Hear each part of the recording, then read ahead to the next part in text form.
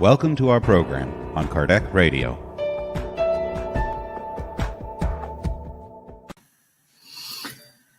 Hello, everybody.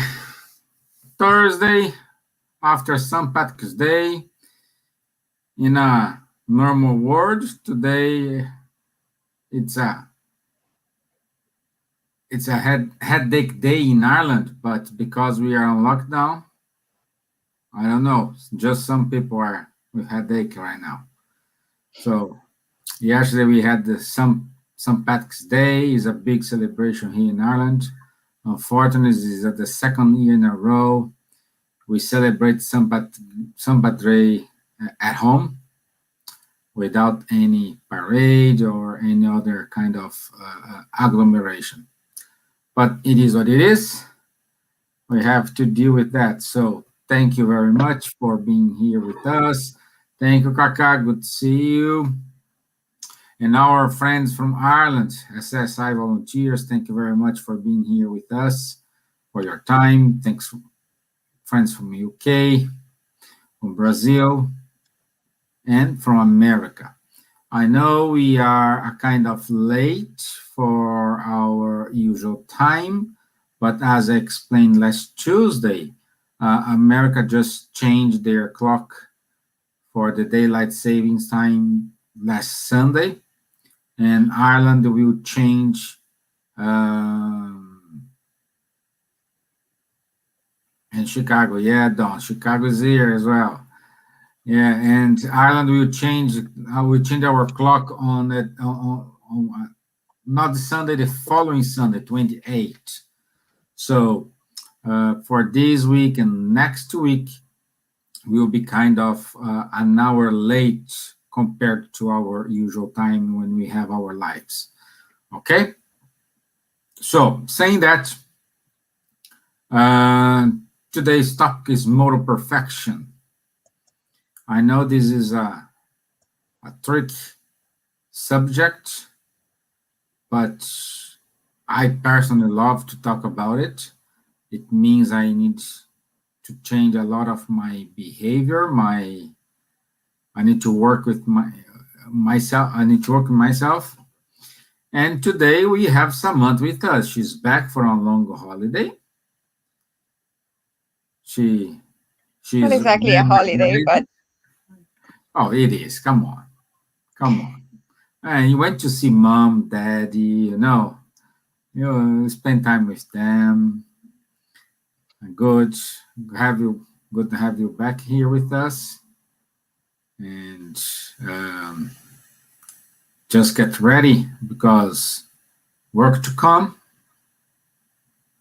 and we need to do our job here. I'm glad you are back. Thank you very much. It's a pleasure.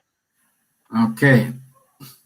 So in order to start, let me do the initial prayer, and Samanta will do the final prayer. Okay.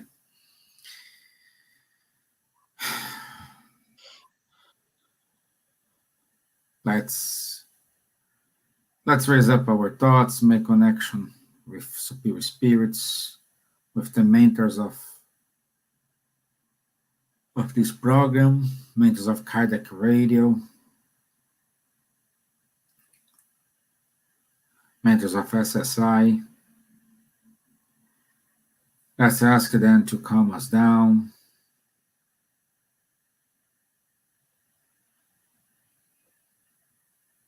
Giving us ability to overcome obstacles,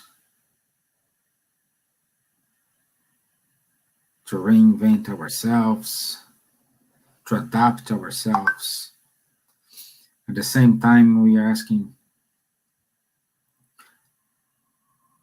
to these good vibrations be extended to our brothers and sisters who are in hospitals, who are at home, suffering from anxiety, loneliness,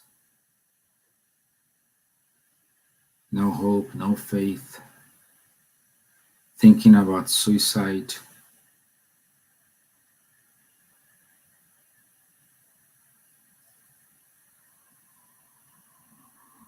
so be it. Amen.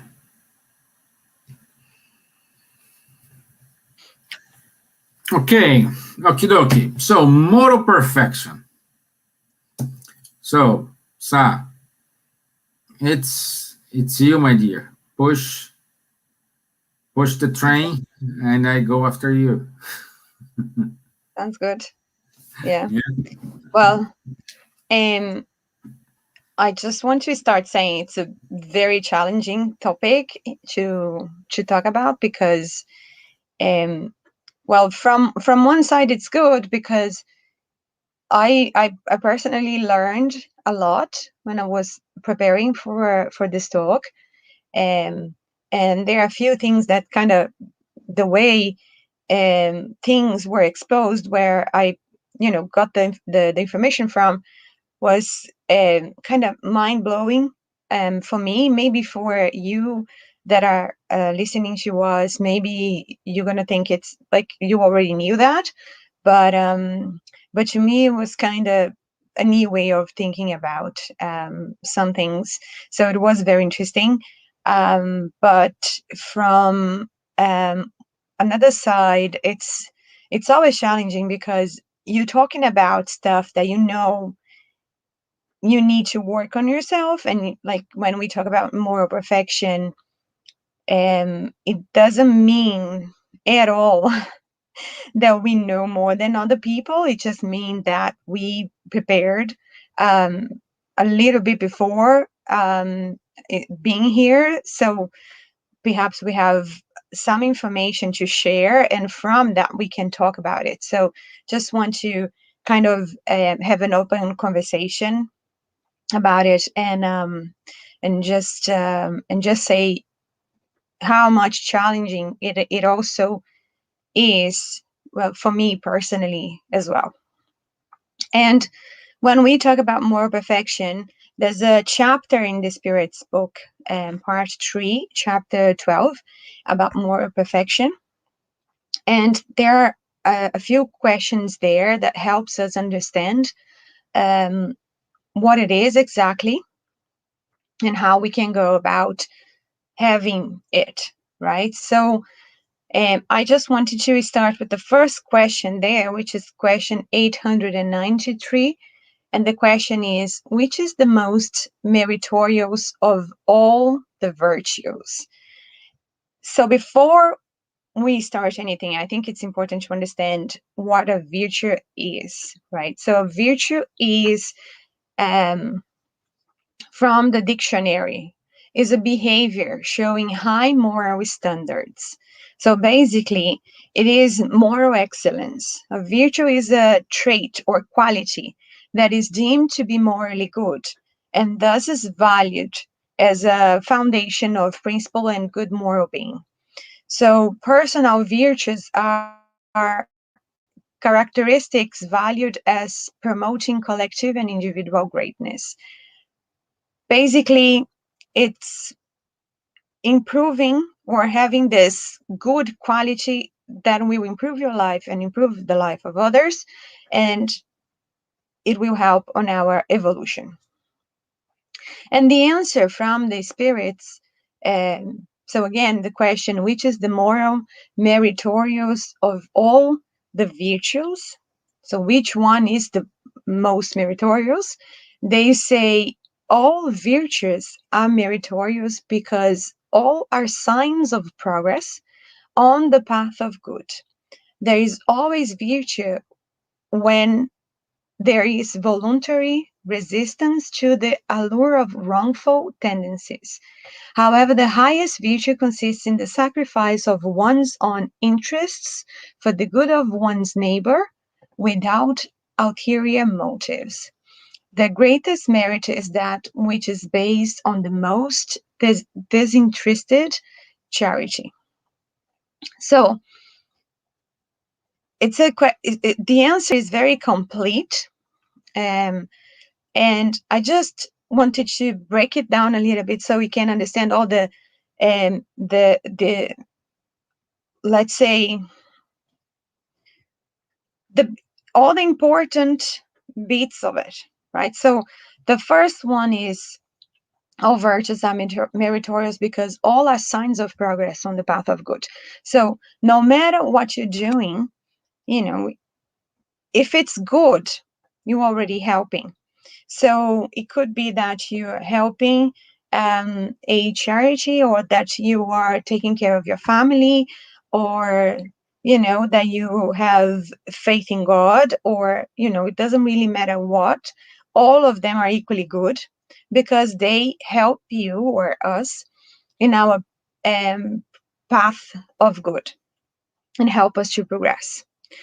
But if we go to chapter 17, Be Perfect in the Gospel According to Spiritism, it's basically, it's the whole item 3 there is kind of a guide of what would be, or what are the things that we need to do in our path of moral perfection. And basically what says there is that you have to question your own conscience, have faith in God, have faith in the future, know all vicissitudes, sorrows, and disappointments of life are trials and expiations. Do good for its own sake without expecting anything in return. Sacrifice your own interests to the interests of justice. Find happiness in providing happiness.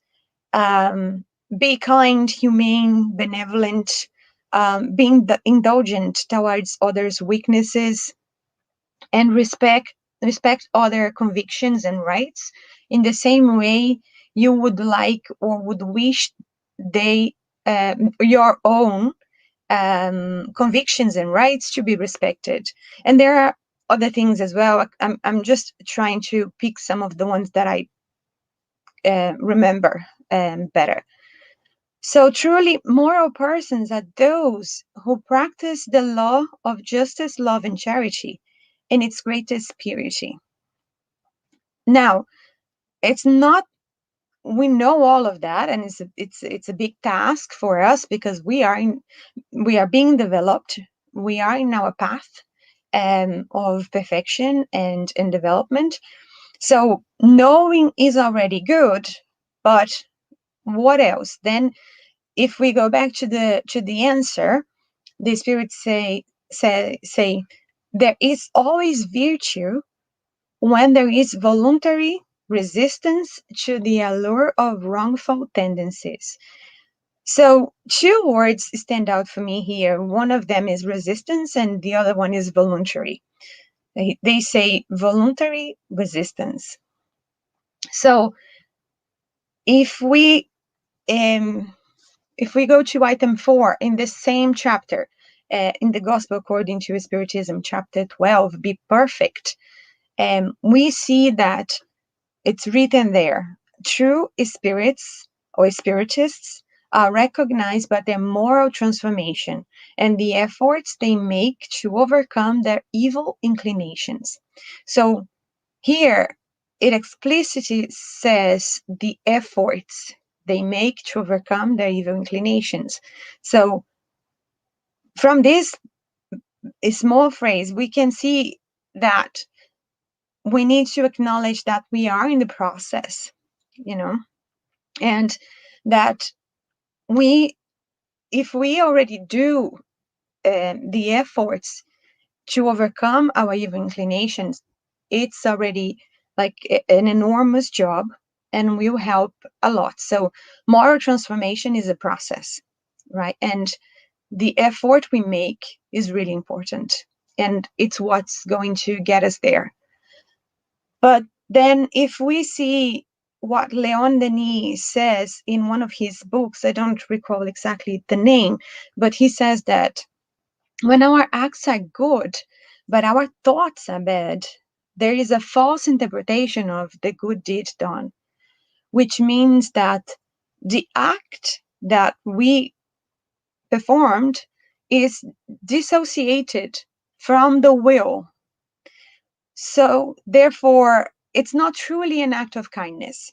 It could be good for the person that is receiving it, and no question about it, but maybe it won't work on your favor that much because your intention was not that good. right? So again, going back to the words, resistance, which is the effort that we make to overcome our evil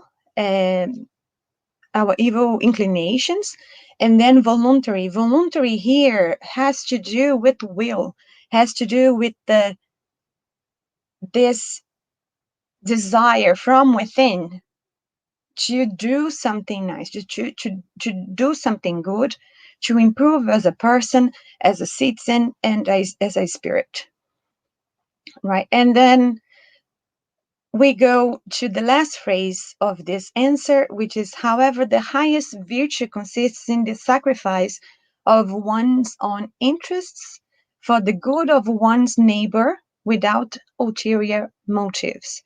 The greatest merit is that which is based on the most disinterested charity. So this part is really interesting. And if we go a little bit beyond that, we can see in question 912, what is the most effective means of fighting the predominance of the corporeal nature?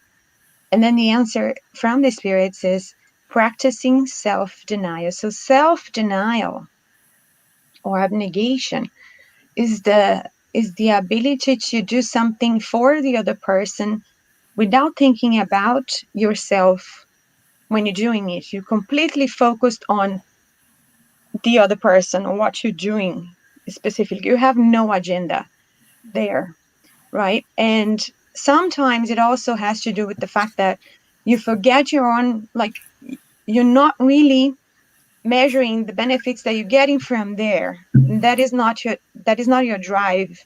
That's not why you're doing it.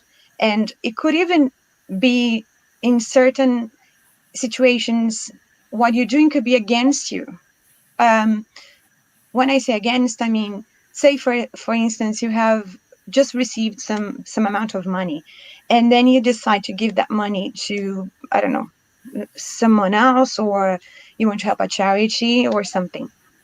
So you don't have that money anymore, right? You could do a lot of things with the money, but even though you won't have that money anymore, you still want to give it, without focusing on the fact that you don't have it anymore. So that is kind of what explains this last phrase here. I have other questions here from the book that I would like to talk about, Stevan. But do you want to comment on anything that I just said? Yeah, well, you said perfectly. You didn't left anything to me, but moral perfection. This is something we always think we are okay. I love that sentence you said. Not you said. Kardec said you recognize a true spiritist through the efforts. I want to emphasize these efforts. Efforts is not accomplished. Effort is something you are preparing you to complete it. So, what I'm saying is, do not be too hard with yourself. So, let's say if you recognize you need to work like, I don't know, prideful in your life. Okay. The good point is you already identify it. Okay. So I need to work my prideful. I don't like this. I need to work it. Okay, great. Point number one. Point number two is establish small steps. Don't try, I will wake up tomorrow, I won't be prideful anymore. You will fail. So you will fail. So you need to give you little treats and encouragements in order to resolve this prideful problem. Perhaps you will not accomplish the mission is still in this life, but the good point is he already did the first step. He already trying to work in it. Okay? And if you are one of that kind of person, oh, I need to work pride for selfishness, you have a long list, try to work with the easiest one. You know? So the main idea is go smoothly, but work hard on it. No, this is my about moral perfection. When you think about moral perfection, and we need to do good. We know, okay. We need to do things. Need to work our goodness. We need to do good to the others. There is a quote from Kant. Kant is a philosopher, and he has his own view. He has his interpretation about the golden rule. The golden rule is do to the others what you would like them to do to you. Okay? Yeah. So this is the golden rule. So Kant says you need to do the good as long as this good is in benefit of you and the people who are surrounding you. If you are doing something, even though it's good, but will harm someone, will harm your neighbor, it doesn't apply. So see, he's not the spiritist, but he had this feeling in order to say, hey, the good is beyond what we are talking here. It's something collective. Is respecting someone's boundaries, is at the same time, I will do good because I want my neighbors be okay. If my neighbors are okay, I will be fine. And this will change completely the society. This when we reach that level, then I will say we are in regeneration. But right now, especially now with the news we have nowadays, I don't see doing good collectively. We still have problems in practicing the social distance. So I'm not judging here if Corona, if COVID is right, wrong. I'm not jumping on that. I'm just saying practicing here the social distance. Avoid agglomeration, avoid parties, avoid big reunions. And we can see in newspapers, journals, there is a lot of people not practicing this simple thing, which is keep distance, keep apart 2 meters or 6 feet from each other. So while we still having problem to keep 6 feet or 2 meters apart from each other, I don't think we are ready for a regenerated world. We will reach it for sure. Two things in life, we already said it here. 2 things in life is certainty. You're gonna die, and the law of progress will happen. If you believe, if you don't believe, if you want, if you don't want, both will gonna happen. And let's see, there's some Robbie Brown say here, it all began to change for me when I recognized my selfishness and prideful traits.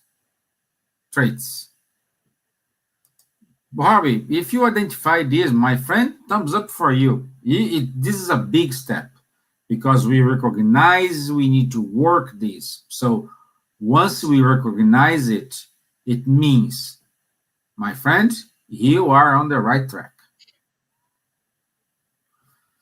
Also, he says, self-awareness for me is the foundation to inner transformation. Okay, no comment here. I agree 100% with you. But the tricky thing here, what Samantha and I try to emphasize is how to give your first steps in order to be aware, not be, I don't want to be redundant here, in order to recognize your self-awareness. What do you need to work? What do you need to think with yourself, with you and your pillow at night and say, okay, I need to do good for myself and I need to work this, that, or this. No, so that's my introductory 2 cents. I know it's a bit long, but yeah. And some other, do you think it's why is so difficult to identify, like you had some experience in HR, and when you are in an interview process, when the interviewer asks, "Oh, what's your strengths?" Sometimes you need to say to the guy, "Okay, I got it, it's fine, great." He give you the candidate give you so many examples, you know. But when you jump to what is your weaknesses, you have with luck one example, or a lot of people say, so why is too difficult to talk about our weaknesses, our problems, our difficulties?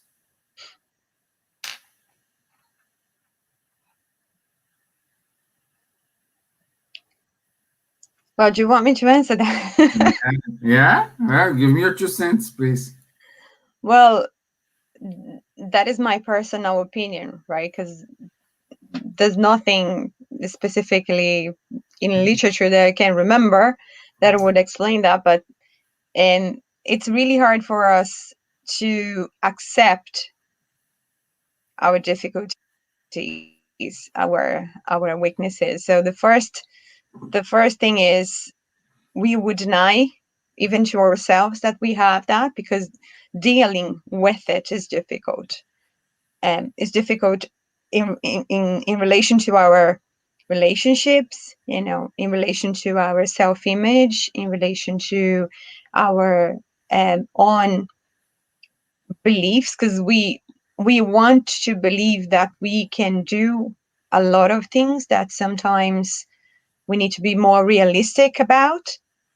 But we are human. I think this machine that we have, that is our body, is impressive in so many ways. And the more I read about how our body works and all the how this whole engine works, and not that I am like a scientific person or anything like that, but I like reading articles about it and things like that. The more I learn about it, the more I think, the more I believe in this Spiritist doctrine, and I understand that there's a God behind it. There's a like a huge power behind this thing that creates it, and it creates it in a way that everything makes so much sense. So for example, I was reading this article about meditation and how meditation is good for your health, and but not in a very, like, I was reading an article that was explaining the how meditation affects your brain, right? So it creates this gray area. It expands it, so you have more gray area, which means that it's like when you go to the gym and you do the exercise, your muscles get harder. So you have this stiffness and this like it's beautiful and functional and strong. And so that's the same thing that happens to your brain when you do meditation. And one of the things that it does for you, beyond that, is that there's an area, and it's already proven in science, that in your brain, some areas that they call network, what's the name? It's default network, something like this. So your brain has the capacity of wandering all the time. So you wander all the time, which means that you have difficulty to focus a lot of times when you're doing a lot of things. So when you're working, when you're eating, you are, in this mind of yours thinking about stuff. And you can, like, they did studies with people that they gave them a task and they said to them, do that like as fast as you can. So people had to concentrate and do the task. Immediately after they did it, they went to this default network. So your brain goes back to that wandering process very fast. And that's your nature, right? That's your nature. So what it said to me, like what I thought about when I was reading it, is like, you do exercises and you have to do meditation to create this better use of your brain. Okay. But naturally, what your body would do is the opposite. Really? So we have this constant struggle. You have to exercise all the time. So it has the ability to do so much good stuff, but at the same time, you have to work for it to happen, because it's like it won't be given to you. It won't be given to you. It needs to be your merit to do the stuff that will be good for you. So that, I know it's kind of very abstract, and that, like, I think I went too far with my thoughts when I read this article that was just about the power of meditation, but I could see God there working there. I could see, and it's so amazing. Like, everything works in a way that it should work. And it's for your own benefit. You understanding it or not, it's for your own benefit. Yeah. Yeah.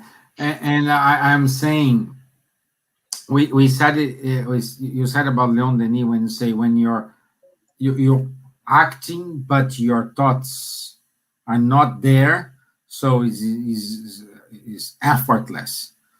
And I'm saying it's still effortless when you act just because everybody's doing, like, you are not there. So sometimes is better you listen someone than perhaps give you a donation of $1 million, just because all rich people do this. You know what I mean? So the first step is, let's be there. We need to, and this be there, it's the starting point for gain faith. But faith in you, not the religious faith, faith in you, the ability, your ability to do something to someone, and even though yourself. And I'm saying, a lot of people who works in these non-governmental organizations, if you, I don't know if I read this in a research or it was an interview, but the point is, if you ask to them what they are feeling, what they think about it, instead of say, oh, I'm helping people, they say, they are helping me. I came here to help them, but at the end, I was the one who was helped. Yeah. Like, And you know, about that you're saying, I read an article that was very interesting as well. So when you do good things for the people, so scientists have did some studies, and what they found was that the parts of your brain that kind of works when you see, like, you do something good for somebody and you see the benefits that you're giving to them and how happy they are.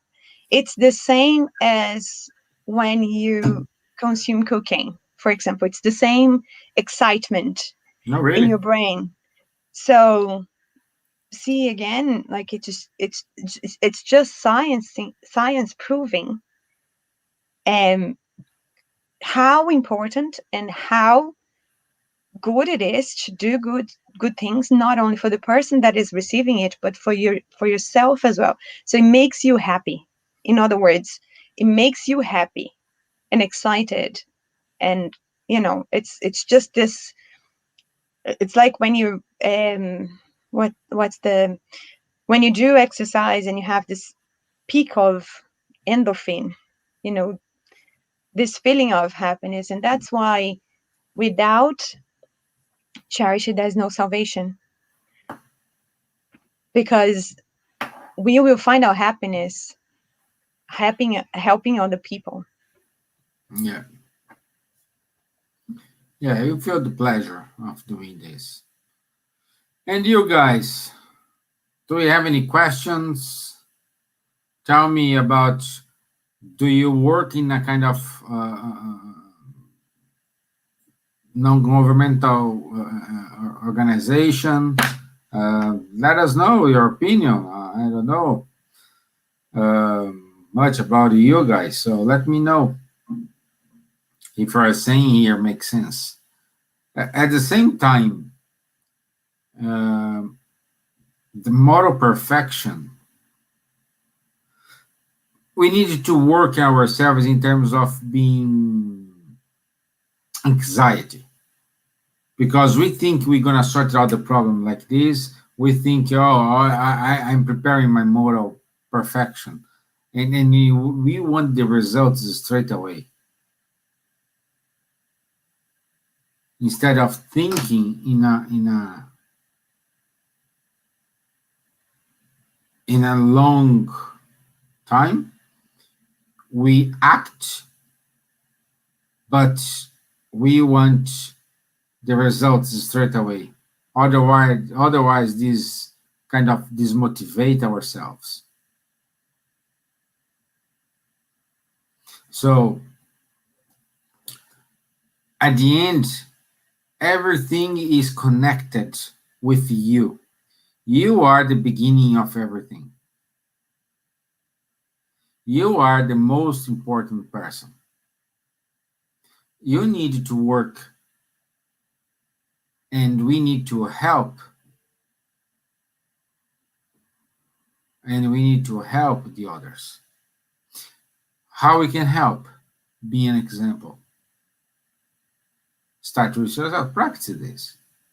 I'm pretty sure when you, instead of replying a lot or jumping in conversations, you stay quiet.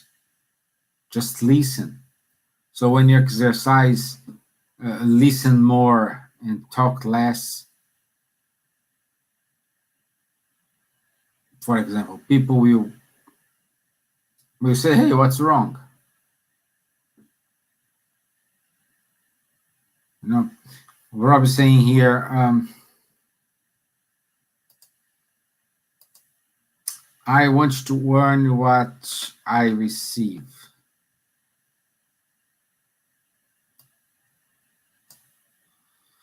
Well, Robbie, yeah, I would say is we can have what We can earn what we receive as long as you have the merits for that. And my question is, are you doing the merits in order to receive what you were expecting for? Or are you acting just to receive what you're looking for? No, I also once I was preparing myself for this conversation here with Samanta. I heard an example from a famous Spiritist speaker in Brazil, and he said, "We need to do goodness without counting it." Like, if I ask you, Samantha, how many times did you blink your eyes today? And of course, Samantha, you say no, I don't know. Or how many times you breathed today? She also don't know. But how many times did you do any good thing today? Most of the case we say no, but sometimes we say 1, 2, 3. So why are we still counting how many times we did a good deed? We have a problem. We need to do good deeds as the same way, in the same pace as we are blinking our eyes.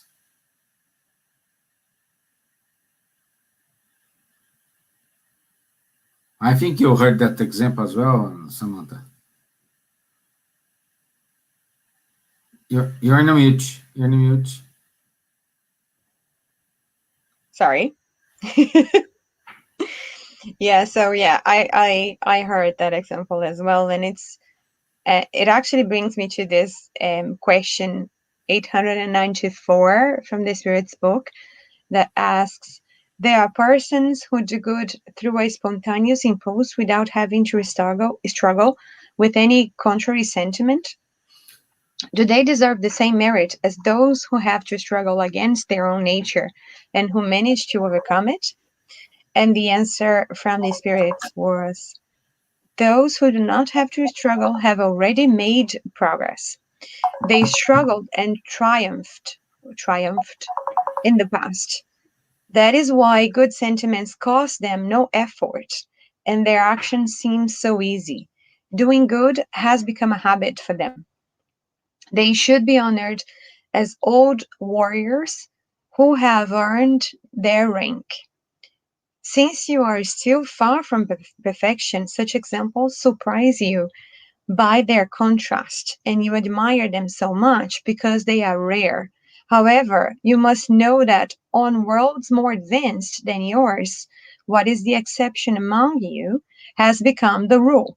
The sentiment of the good is spontaneous everywhere on those worlds because they are inhabited only by good spirits, and a single bad intention would be a monstrous exception. That is why humans are so happy there. The same will occur on the earth when humanity transforms itself and when it understands and practices charity in its true meaning. So basically, it's exactly what they say here is exactly what you're saying, which is they don't count what they do. They just do it automatically. You know, they don't even know they are doing it because it doesn't even, it's so natural and it's so standard that they don't even think about it. It's like blinking our eyes or breathing or doing all, like walking or doing all the things that we do without even realizing we are doing them, because it's automatic. And you won't do the opposite as well, because you do that, so it makes so much sense for you to do the good that you don't do the bad stuff. It just doesn't make sense to you to do that. to do it. And I think a good example would be, for example, I'm not saying everybody does that, but I think it's very common still, because I see it, and I did it as well in the past. Now I try to be more self-aware. But for example, if you go to the supermarket and if you buy something and the cashier give you the wrong change, of course, if it's less than you were expecting, you would complain. But if it's more, the majority of the times you wouldn't give them back the money, right? And some people would do it.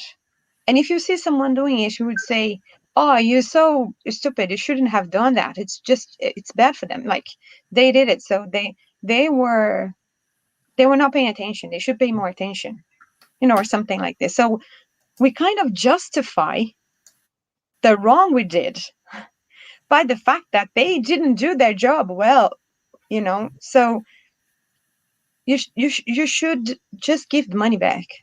And it's not understood as so simple like that yet by us.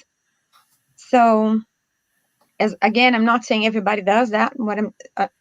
I'm just trying to show something that is more tangible, just to show our situation. So that's why when we do good, we still count the goods that we do, because it doesn't come naturally yet.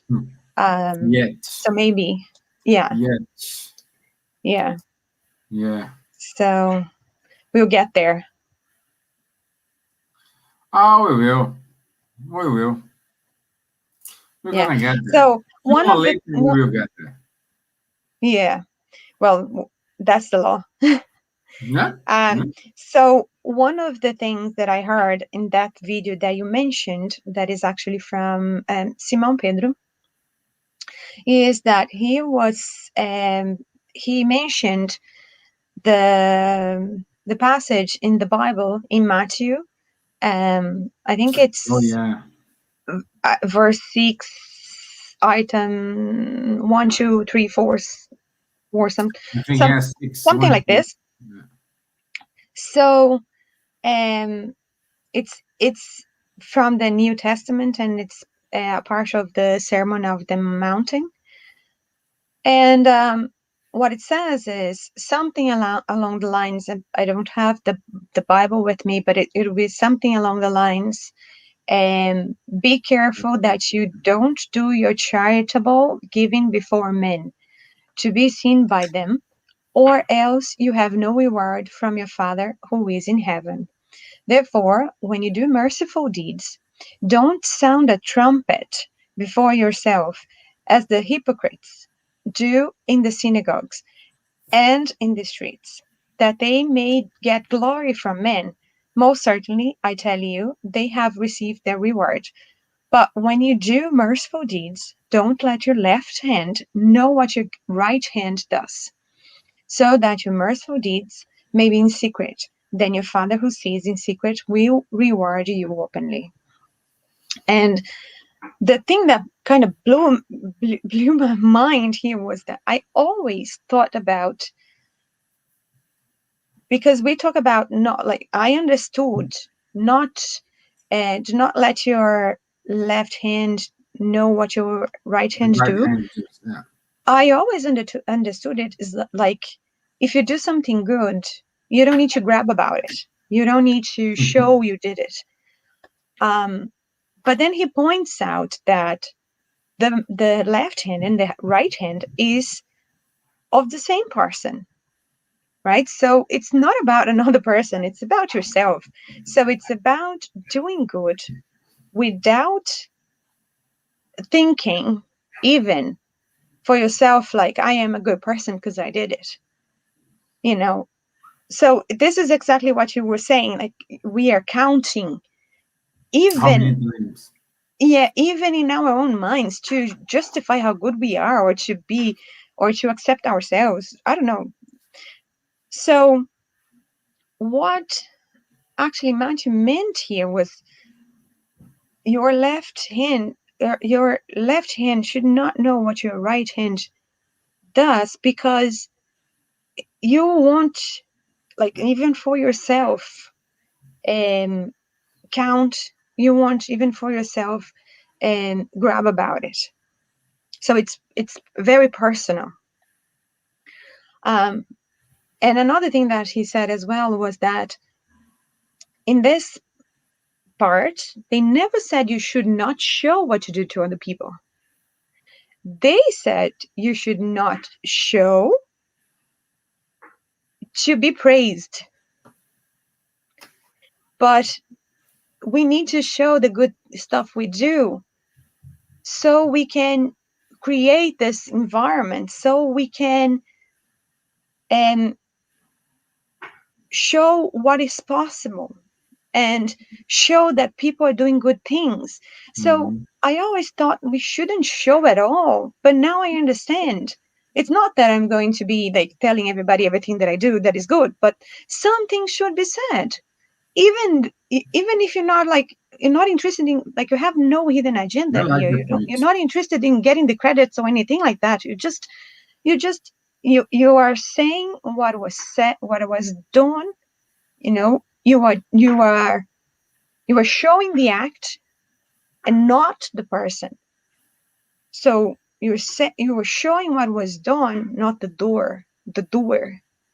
So it's a completely different topic, concept. Oh, And it I was is. like, oh, that make a lot of sense. Yeah, exactly. Yeah, I like that. That's it. I like this point. Yeah. Yeah. Oh, wow. Well, my friends, it's all doing. Everything starts with us. Everything starts with our will. Everything starts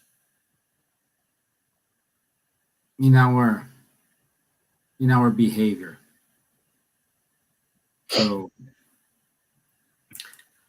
So I think this is it from us today.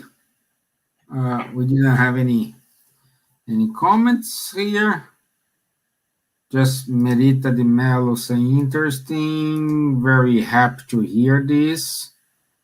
Okay, thank you, Merita. Thank you for watching us. So let me see who are still here with us.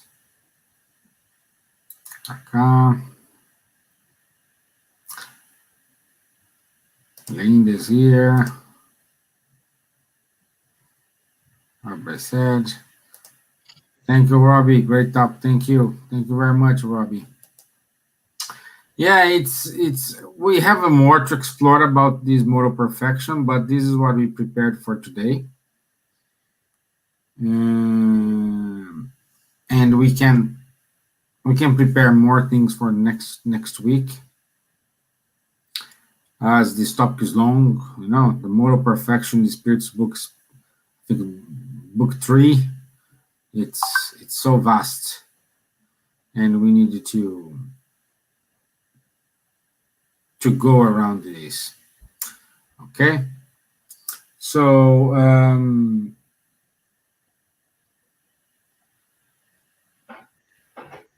let's see. Oh, Leah is with us as well. Thank you, Leah. Thank you, Don. Good talk. I'll listen to it again.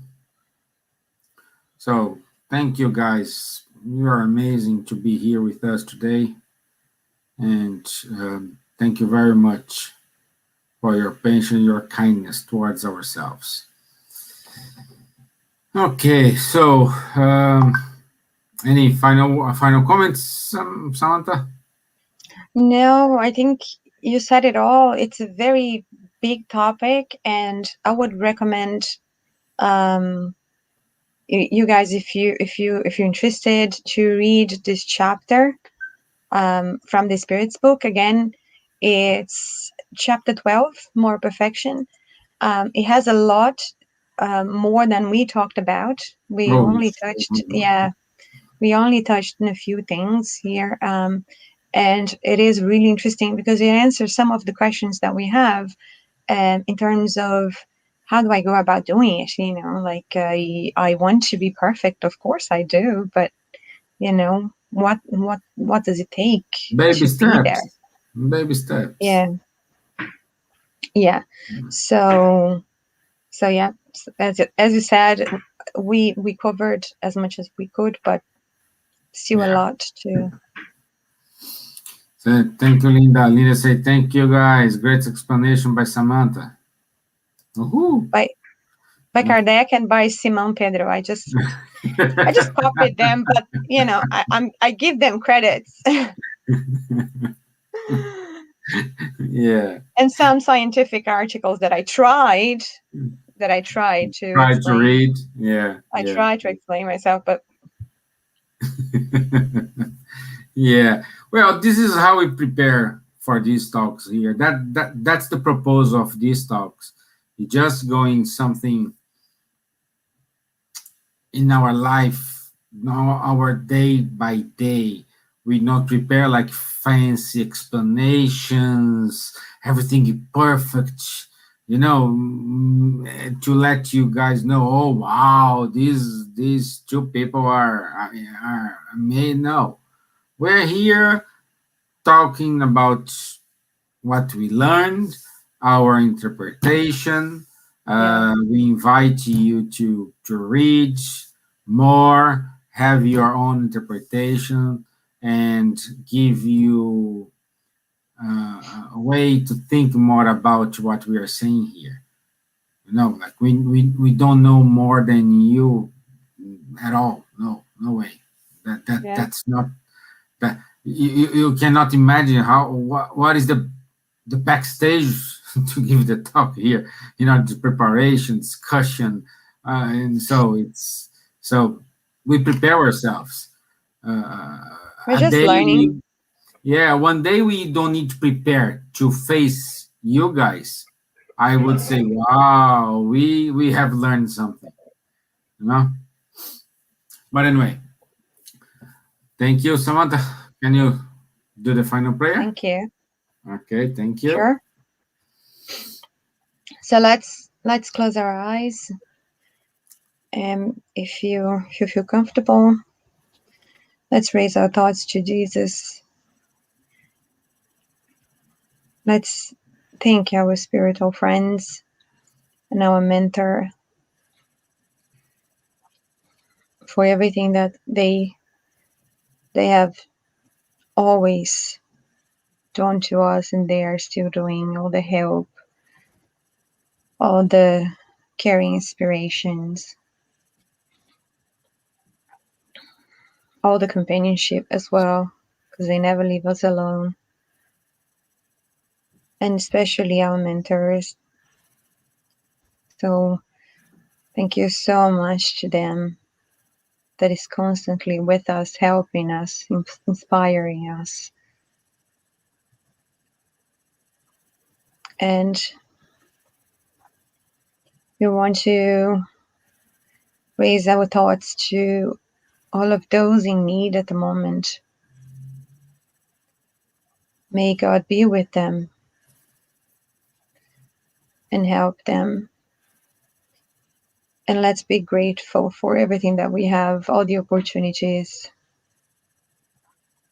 everything good that happens to us, or that happened to us. We appreciate it. We appreciate everything. So be it. Okay. Thank you very much. I'll see you next Tuesday. Have a nice evening. And for those who stay connected, I'll see you in 45 minutes with the Spiritual Light program. Okay? Thank you very much, guys. Have a nice evening. Bye-bye. Thank you. Thank you, Samantha. Bye. Thank you very much. Bye.